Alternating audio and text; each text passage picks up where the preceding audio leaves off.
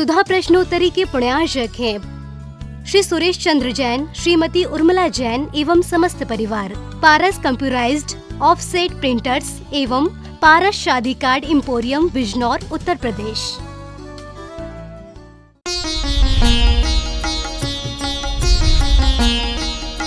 सुधा प्रश्नोत्तरी।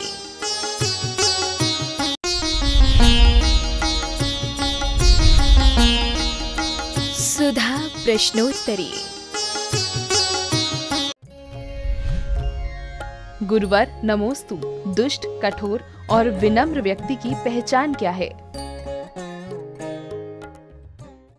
दुष्ट, कठोर और विनम्र, तो ये तो सबको देखने में आता है। बचनों से नम्र बोल रहा है इसलिए नम्र मत समझना। कई लोग बचनों से इतने विनम्र बोलते हैं लेकिन अंदर से इतने कठोर होते हैं कि उनकी कभी पता चल जाए औकात तो देख ला। बाहर से बहुत अच्छा बोलेंगे, अरे दादाजी, बड़े भैया और ऐसा, पर तो ये भी कहा है तिरछी टोपी मृदुल वाणी बेईमान की यही निशानी। हाँ तो ऐसा कोई बचनों से बात नहीं है, अंतरंग से पता चलता है। जब हमारे ऊपर कभी दुख आता है तो उसके अंदर क्या परिणति होती है, उस समय हम समझ जाते हैं कि ये किस प्रकार का परिणाम कर रहा है और कैसा है। और कठोर व्यक्ति की भी यही पहचान होती है।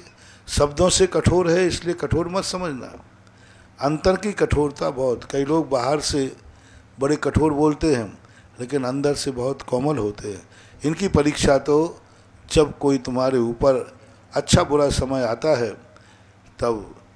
एक किसी ने लिखा है युक्ति कि जिंदगी में मुसीबत जरूर आना चाहिए, इससे ये पता चल जाता है कौन हाथ बढ़ा रहा है, कौन हाथ छुड़ा रहा है। क्या कहा? जिंदगी में मुसीबत जरूर आना चाहिए, इससे ये पता चलता है कौन हाथ बढ़ा रहा है और कौन हाथ खींच रहा है।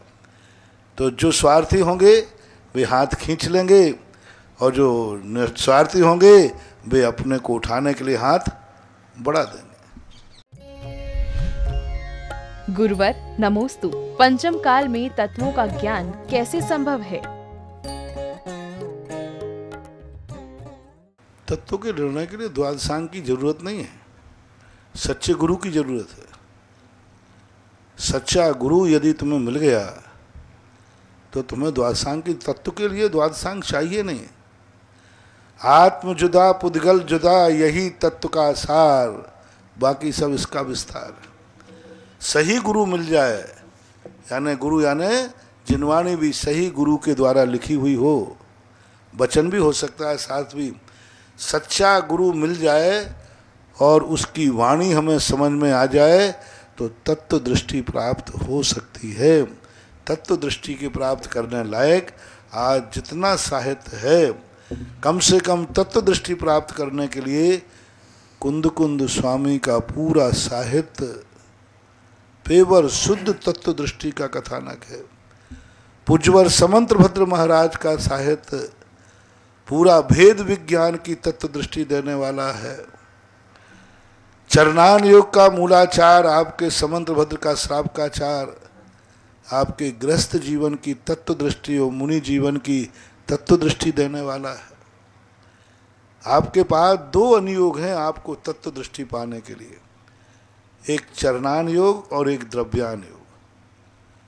कर्म सिद्धांत आपको समझ में आए तो ठीक, न्याय आपको समझ में आए तो ठीक, प्रथमान योग आपको पढ़ सके तो ठीक, लेकिन यदि दो अनुयोग आपने पढ़ लिए सही, एक तो द्रव्यान योग और एक चरणान योग, तो आपके इस युग में पंचम काल में सदगति को प्राप्त करने लायक तत्व आपको इन दो अनुयोगों से संक्षेप में प्राप्त हो सकता है। एक तो चरणान योग आपको जरूरी है और द्रव्यान योग जरूरी है। ये दो अनुयोगों को आप पढ़िए और दोनों अनुयोग आज विद्यमान हैं, अच्छी तरह निर्दोष रूप से विद्यमान है। गुरुवर नमोस्तु। आकाश, धर्म, अधर्म और काल द्रव्य में हम उत्पाद, व्यय और ध्रुव्य को कैसे समझें?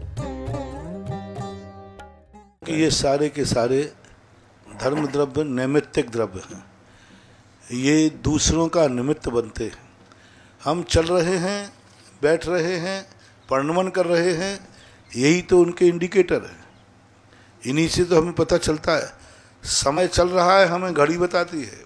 घड़ी तो पौधगलिक है, कांटा पौधगलिक है, कांच पौधगलिक, सब पौधगलिक, लेकिन इसके माध्यम से हम निश्चय काल का अंदाज लगाते हैं कि व्यवहार काल है तो निश्चय काल है। इसी प्रकार हमारी गति, हमारा रुकना, हमारा नया पुराना होना, यही इनकी पहचान के इंडिकेटर हैं, संकेत। गुरुवर नमोस्तु, क्या महिलाएं शांति धारा पढ़ सकती हैं? कोई बात नहीं, बहुत अच्छी तरह पढ़ना ही चाहिए। पुरुष करें, महिलाएं पढ़ें, बहुत अच्छे। मैं तो कहता हूँ ये काम महिलाएं संभाल लें तो मेरा काम तो बहुत अच्छा है। पढ़ना चाहिए। एक स्थान पर ऐसा होता है, सारे पुरुष धोती दुपट्टा पहन के आते, अभिषेक करते हैं, और पूरा अभिषेक पाठ शांति धारा महिलाएं बैठ करके सब किताब ले लेंगी, महिलाएं पढ़ेंगी। पढ़ने में कोई बाधा नहीं, पढ़ना चाहिए, अच्छा है। घर के परिवार के लोग, माता मतलब माता पढ़े, बेटा करे, पत्नी पढ़े, पति करे, भाई करे, बहन पढ़े, कोई बाधा नहीं, पढ़ना चाहिए, अच्छी बात है। यदि पति करे और पत्नी शांति धारा करे, उसमें बहुत अतिशय, क्योंकि वो सच्ची भावना देगी, वो उसकी लगाव है तुमसे। वो भावना पढ़ते समय इतनी भाव विभोर हो जाएगी, हे भगवान मेरे पति की हर इच्छा पूरी हो, यही मेरा सुख है, यही मेरा सुहाग है, यही सब कुछ है। माँ जब पढ़ेगी बेटे के लिए कितनी विशुद्धि से पढ़ेगी, बहन पढ़ेगी भैया के लिए कितनी विशुद्धि से पढ़ेगी, बहुत विशुद्धि। मैं तो कहता हूँ मेरे से ज़्यादा विशुद्धि तुम्हारे इनमें होगी, क्योंकि मैं तो पारमार्थिक दृष्टि रखता हूँ, इनको तो तुमसे लगाव होता है। अच्छी बात है, करो, ये शुरुआत करो। गुरुवर नमोस्तु, श्री मुनि सुव्रत नाथ भगवान का जाप स्वयं करें और किसी परेशान व्यक्ति को करने को बोलें तो इसमें कोई दोष लगेगा? नहीं, आप बताने वाले झाड़ा फूकी वाले मत बन जाना। मैं ही नहीं बताता हूँ, तुम क्या बताओगे? उनके कष्ट को मैंने ये बताया है कि मुनि सुव्रत नाथ भगवान का जाप ये है। बहुत सारे लोग होते, आप बताना शुरू कर दोगे तो आप तो झाड़ा फूकी चालू कर दोगे। आओ मैं तुम्हें परेशान बताऊं, आपको बताना ही है तो इतना ही सामान कह सकते हो कि मुनि सुव्रत नाथ भगवान जो हैं, क्योंकि आजकल झाड़ा फूकी बहुत जल्दी चालू हो जाएगी। मैं कमरे में क्यों नहीं बताता, वो मंत्र मंदिर में लिखवा दिया मैंने। अब कमरे में आते लोग, महाराज जी हम कौन सी माला फेरे, तो मैं ये भी नहीं बोलता हूँ कि वो मंदिर में लिखा वो पढ़ लेना। मैं ये भी नहीं बोलता हूँ कि ये ओम ह्रीम श्रीम छीम झीम, ये भी नहीं बोलता। मैं प्रवचन दे सकता हूँ, प्रवचन देना हमारा उपदेश है, और कमरे में बताना झाड़ा फूकी है। यही भक्तांबर में यहाँ बैठा बोल रहा हूँ, फलाना श्लोक फलानी समस्या को दूर करता है, फलाना श्लोक 45वां श्लोक हमारे निरोग का कारण है, यहाँ मैं बता सकता हूँ, ये प्रवचन में आएगा। अब कमरे में आए, महाराज जी मैं बहुत बीमार हूँ, अब वहाँ मैं नहीं बताऊँगा 45वां नंबर श्लोक पढ़ लेना। कमरे में बताया तो झाड़ा फूंकी हो गई, दुकानदारी हो गई, और प्रवचन में बताया तो ये वस्तु का स्वरूप है। इसलिए बहुत सारे लोग आते, महाराज जी कुछ तो बोल दो, आप अपने मुंह से वो ही बोल दो जो मंदिर में लिखा है। मैं कहता हूँ वो ही पढ़ो जो मंदिर में लिखा है। हमारे आप बोलो ना कि मंदिर में जो लिखा है उसका जाप करना, मैं तो नहीं बोलूँगा। बहुत लोग बुलवाने का, वो कहते महाराज जी आप इतने कह दो नमोकार मंत्र की माला फेरो। मैंने कहा मैं तो नहीं फेरूँ, बताऊँगा, क्योंकि कमरे में नमोकार मंत्र बताऊँ तो झाड़ा फूंकी। महाराज आप इतना कह दीजिए कि भक्तांबर पाठ का फलाना श्लोक पढ़ लेना। मैंने कहा मैं नहीं बोलूँगा। चलो महाराज इतना बोल दीजिए मैं बहुत बीमार हूँ, आप बोल दो इतना कि कल शांति धारा कर लेना, ये तो बोल सकते हूँ, मैं नहीं बोलता। आज तक किसी से मैंने ये नहीं कहा कि तुम शांति धारा कर लेना। और शांति धारा पर मैं कितना बोलता हूँ, बोलो ना, लेकिन कहाँ बोलता हूँ? प्रवचन में खूब बोलता हूँ, शांति धारा में इतनी शक्ति है, बीजाक्षर में इतनी शक्ति है। लेकिन यही चीज़ तुम कमरे में आके पूछना, महाराज जी हमारी बहुत परेशानी है, शांति धारा कर लूँ, मैं नहीं बोलूँगा। कमरे में बताने लग जाऊं तो झाड़ा फूकी में आ जाऊंगा, और प्रवचन में बताऊं तो ये मेरा उपदेश है, कर्तव्य है, प्रवचन स्वाध्याय है। इसलिए जो चीज मेरे से चाहिए है मेरे प्रवचनों में से आप कलेक्ट कर लीजिए। कृपया करके कमरे में आकर के मुझे झाड़ा फूंकी वाला बाबा मत बनाए, ओ मेरे प्यारे भक्तों। हाँ, हालांकि मैं बहुत सावधान हूँ। कई लोग कहते महाराज जी वही कह दो ना, आप कल शांति धारा कर लेना। मैं कहता नहीं, ये सुकांत भैया से पूछो, कमेटी से पूछो, मैं नहीं कहूँगा। आज ही व्यक्ति आए यदि महाराज जी आप कहो मैं बहुत परेशान हूँ, आप कहो तो शांति धारा कर लो, मैंने कि मैं नहीं कहूँगा। कमरे में तो नहीं बोलूँगा, यहाँ प्रवचन में खूब बोलूँगा। प्रवचन में किसी को छोड़ता नहीं हूँ, कमरे में किसी से बोलता नहीं हूँ। गुरुवर नमोस्तु। क्या अभिषेक करने से पूर्व मंडप जी को चारों ओर पुष्पों और चंदन से सुसज्जित करना चाहिए? कुसुम चंदन का अर्थ है बाहर से उसका श्रृंगार करो, यानी जो अपन ने स्वस्तिक बना दिया, केसर लगा दिया, कुसुम चंदन से कुमकुम से उसको मांगलिक करो, यानी पुष्प अंदर मत डाल देना। नहीं, चारों तरफ गुरुवर। हाँ तो ठीक है, वो पुष्प है सामान्य, यानी उसको श्रृंगार करने की बात है। भूषिताग्रे यानी अंदर नहीं, अग्रे यानी बाहर के भाग में पुष्पादिक से उनको श्रृंगार करें, कोई बाधा नहीं कर सकते। गुरुवर नमोस्तु। प्रवचन सुनने के बाद उन्हें पूरी तरह से जीवन में न उतारने पर क्या गुरु अवज्ञा का दोष लगता है?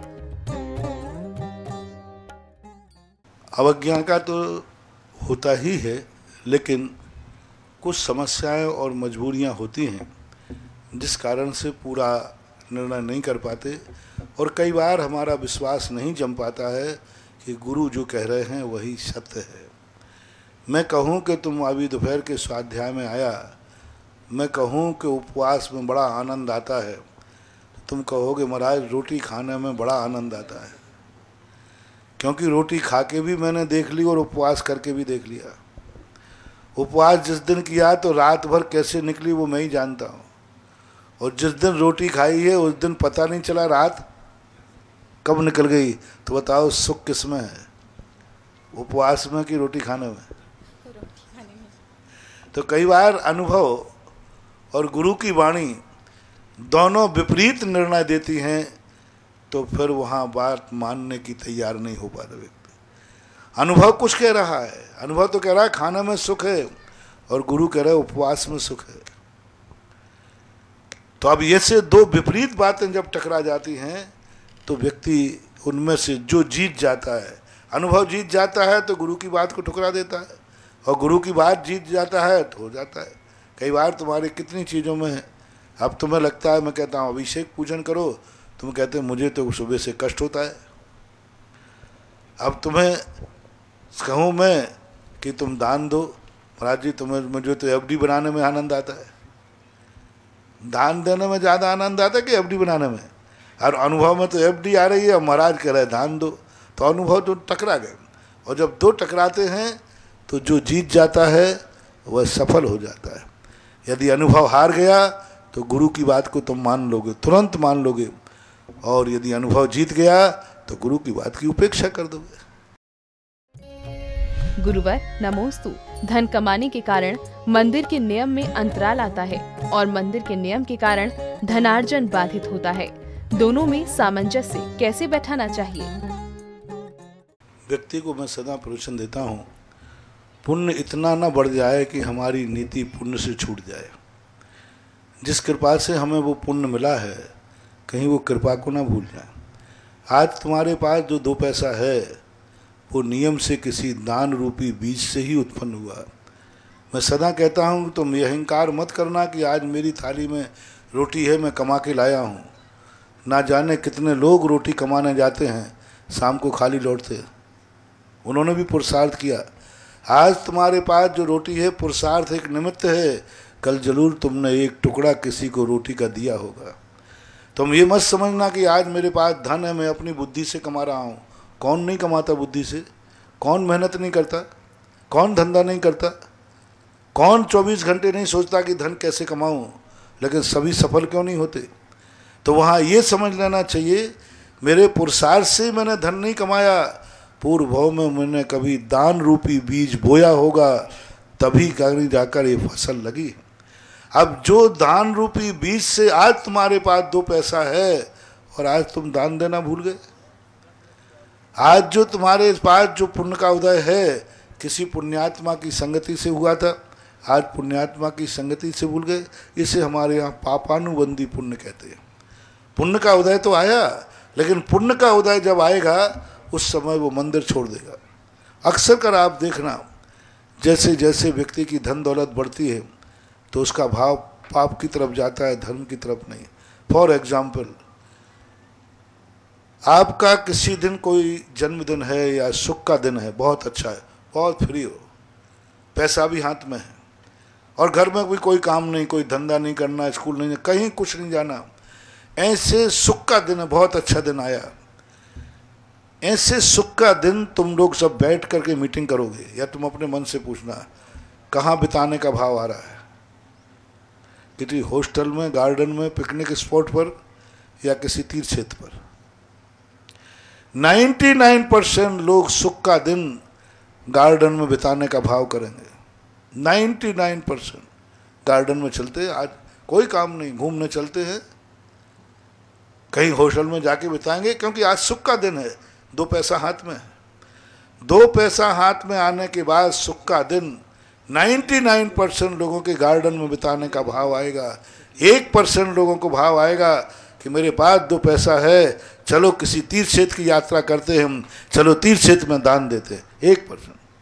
आज बहुत सुख का दिन है, पैसा भी हाथ में है, कोई काम नहीं है, कोई टेंशन नहीं है, चलो आज का दिन किसी गुरु के सानिध्य में व्यतीत करेंगे, चलो आज का दिन अपन तीर्थ यात्रा पर जाते हैं, आज के दिन ये 2 पैसा अपन किसी तीर्थ यात्रा पर जाके लगाऊंगा।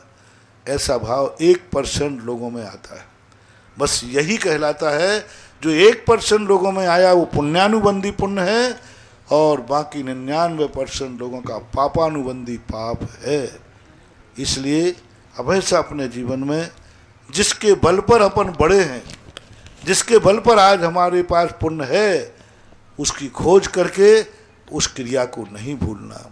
हमारे आचार्य श्री सदा कहा करते हैं, किसी गरीब को आशीर्वाद का आश्वासन मत देना, किसी गरीब को कोई लक्ष्मी यंत्र कुबेर यंत्र मत देना। किसी गरीब जिस पाप कर्म के उदय से हुआ है उस पाप को कम करा करके उसको दान देने का उपदेश दे देना, वो गरीब अमीर बन जाएगा। कई लोग कहते हैं कि तुम गरीब हो, लो मेरे से मंत्र ले जाओ, लक्ष्मी यंत्र, कुछ नहीं होना, लो मैं पीछे लगा देता हूँ, आशीर्वाद देता हूँ, कुछ नहीं होगा बंधु से। उससे कहना कि तुमने पूर्व भाव में गरीब इसलिए हुए हो कि तुमने धन मिला था, पापों में खर्च किया, अय्यासी में खर्च किया, शराब की बोतलें खोली, पापों के लिए तो धन खर्च किया, धर्म में कभी खर्च नहीं किया, इसलिए तुम गरीब हुए हो। लो तुम आज से थोड़ा थोड़ा दान देना शुरू करो, जितनी शक्ति है उतना दो। ये दान ही तुम्हें एक दिन गरीबी से मुक्ति दिलाकर अमीर बनाएगा। ऐसी तत्व दृष्टि रखेगा व्यक्ति तो कितना भी बड़ा हो जाए वो धन की कीमत है। धन बुरा हु भला कहिए, धन यदि हमें पाप की तरफ ले जाता है तो बुरा है, धन यदि धर्म की तरफ ले जाता है तो भला है। धन तीर्थ बनाने के लिए धन नहीं चाहिए, धन है तो तीर्थ बना लेना चाहिए। तीर्थ बनाने के लिए धन मत कमाओ, और धन है तो फिर तीर्थ बनाए बिना रहना नहीं चाहिए।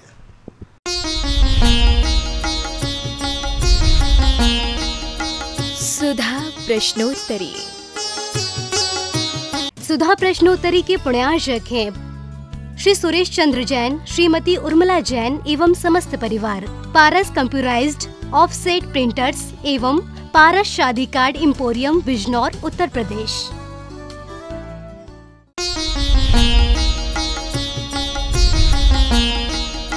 सुधा प्रश्नोत्तरी।